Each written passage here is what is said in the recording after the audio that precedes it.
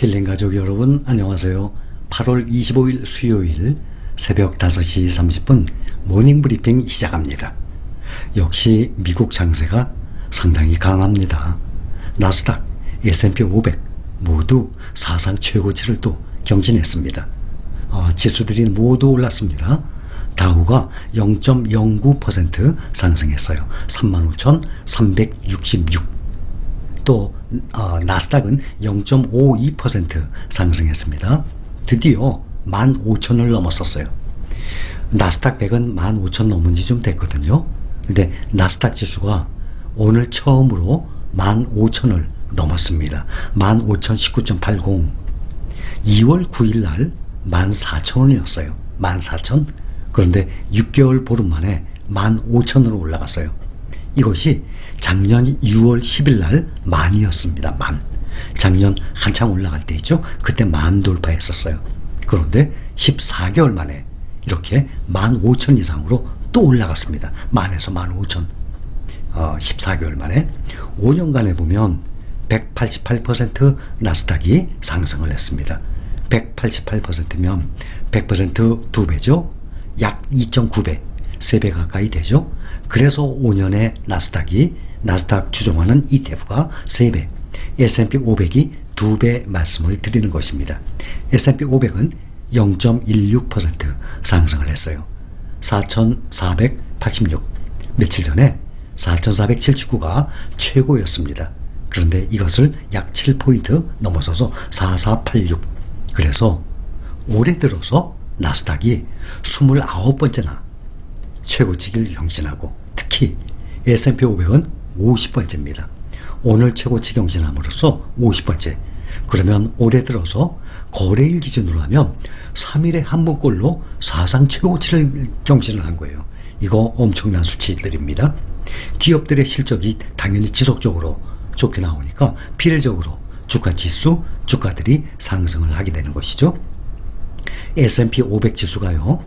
지난 31년간 보면 1월부터 8월까지, 현재 지금 8월 말이죠. 1월부터 8월까지 8개월 동안 10% 이상 오른 적이 31년이면 31번이어야 되잖아요. 그 중에 9번 있었어요. 약 3분의 1 가까이 되죠. 31년간 9번이면 약 3분의 1 정도가 돼요.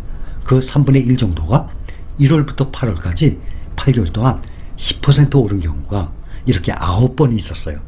근데 그 해에는 그 9번이 있었던 그 해에는 나머지 4개월간 9, 10, 11, 12 4개월간 평균 8.4%가 더 올랐다고 합니다.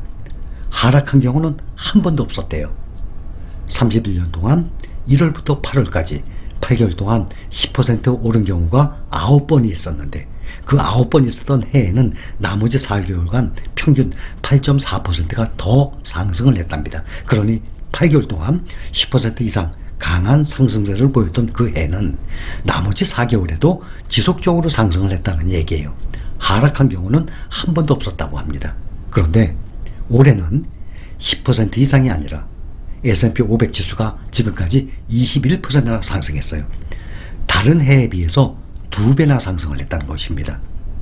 S&P 500 ETF 당연히 같이 가죠. 자, 여기서 국내에서 직접 원화로 S&P 500 ETF를 매수하는 것과 달러로 교환해서 직접 VOO나 SPY를 매수하는 경우 설명을 하겠습니다. 대표적으로 S&P 500 ETF 있죠? KB스타, 킨덱스, 타이거. 일단 타이거를 기준으로 말씀을 드립니다. 작년 8월에 시작했잖아요. 이제 1년 좀 지났습니다. 30% 이상 상승을 했어요. 올해 들어서 28% 상승했어요.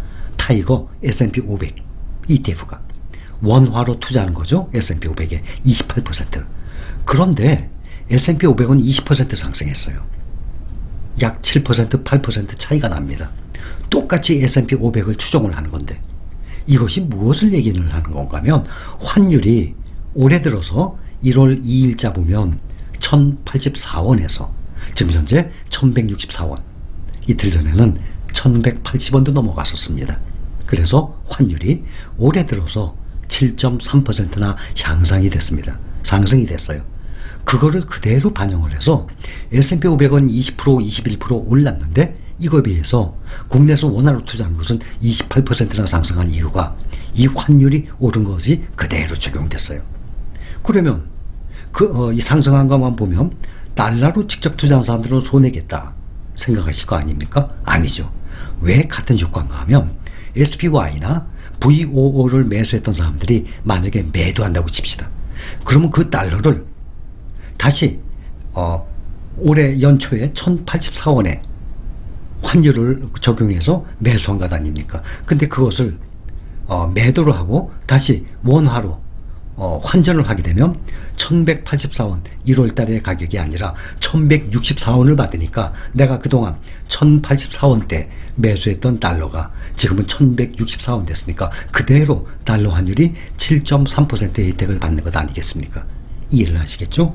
그래서 원화로 S&P 500이나 나스닥이나 미국 추종하는 그러한 ETF에 하는 분들 많이 계시죠? 이거나 직접 달러를 교환해서 하시는 거나 큰 차이는 없다는 것을 말씀드려요. 그러나 금액이 커갈수록 금액이 클수록 또 금융소득 종합과세도 걸려있죠. 내년 말까지는 연 2천만 원 수익 이상이 되게 되면 그러면 금융소득 종합과세까지 들어가기 때문에 미국의 그러니까 규모가 클수록 금액이 투자 금액이 미국의 달러로 교환해서 투자하는 것이 좀 더 안전하겠죠. 그 다음에 국내 상장하게 되면 국내 상장 투자하게 되면 무조건 수익률에 대해서 수익 금액의 15.4% 공제를 해요.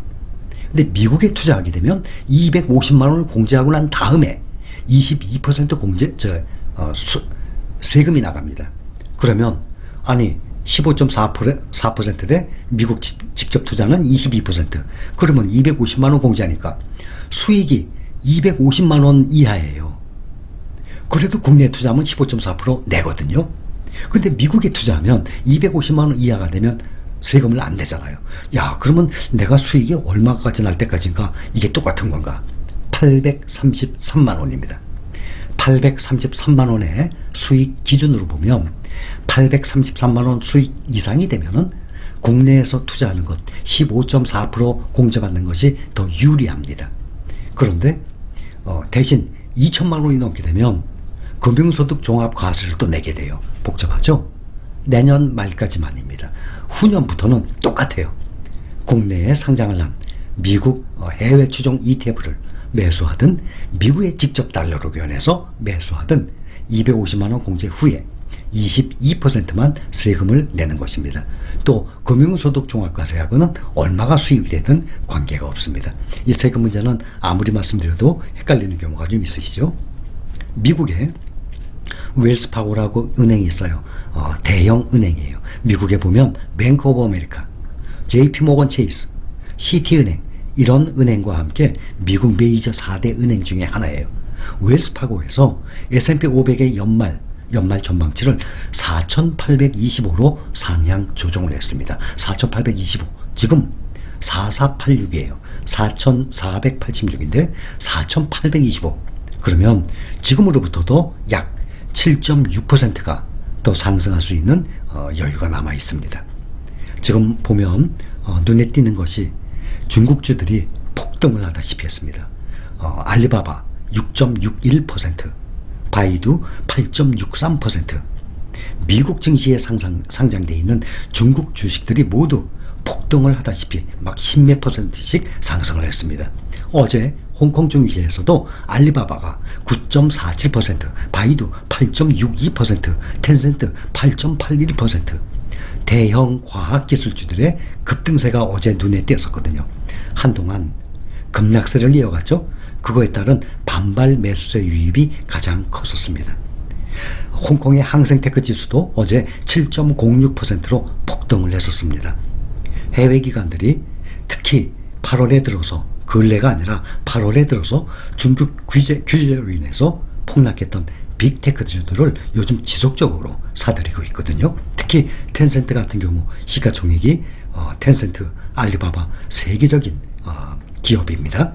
텐센트는 대규모 자사주 매입 소식이 있습니다. 또 알리바바 등 이런 중국 빅테크 주식 보유 비중을 점점 해외 기관들이 늘려나가고 있어요. 중국 정부 기술주들에 대한 규제 여파로 주가가 그동안 많이 싸졌습니다. 그런데 중국계 기업들이 미국도 마찬가지지만 실적이 계속 좋게 나오고 있거든요. 미국에서 중국 기업들의 그 우회 상장을 막기 위해서 규제를 더 까다롭게 이제 점점 할 겁니다.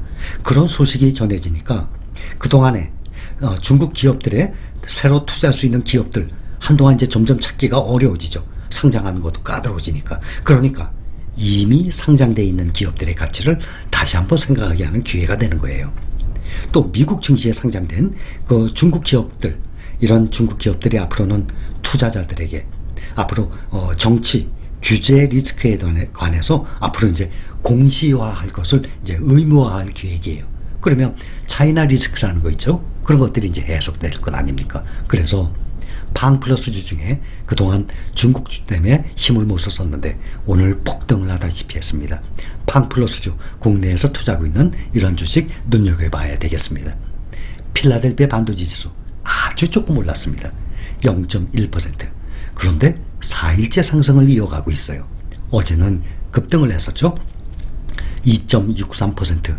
그래서 우리의 삼성전자도 3% 이상 상승을 했었죠. 오늘 마이크론 보면 0.33% 상승했어요. 마이크론이 어제는 2.12% 그래도 꽤 많이 올랐었는데 필라델피아 반도체 지수 보면 지수가 0.1% 상승했어요. 이 종목들 보면 다들 조금씩 오르내리면서 모두 혼조세로 마감을 한 상황입니다. FNGS가 중국주들의 폭등의 힘을 입어서 1.26% 상승을 했습니다. 또 2차 전지주죠. LIT 5일째 상승 중이에요. 2차 전지주들이 강세예요. 지금 외국인들도 국내 주식들 조 단위로 매도하고 있죠. 그런데도 2차 전지주, 전기차 배터리주는 외국인들이 계속 사들이고 있어요. 국내 주식도. LIT도 오늘 0.74% 상승했습니다. 5일째 상승했어요. 어제는 3% 가까이 상승했잖아요. 2.98%. 어제 국내 글로벌 리튬, 글로벌 자율주행, 또 차이나 전기차 모두 다 상승을 했죠. DRIV 1.11%, 어제 2%대 상승을 했는데 어제 이어서 오늘도 상승했습니다. 어제 국내 투자 중인 모든 종목들이 2차 전지주, 국내 2차 전지주 외에는 모두들 상승을 했습니다. 미국 증시 지속적으로 상승을 하고 있어요. 환율 상승도 지속적으로 돼 있어요. 그렇기 때문에 요즘 우리 힐링 가족분들이 집중적으로 투자하고 있는 종목들 모두 수익률이 점점 증가하고 있습니다. 그래서 환율과 함께 이렇게 우리가 투자하는 종목들이 연동된다는 것도 S&P 500을 기준으로 설명을 드렸습니다.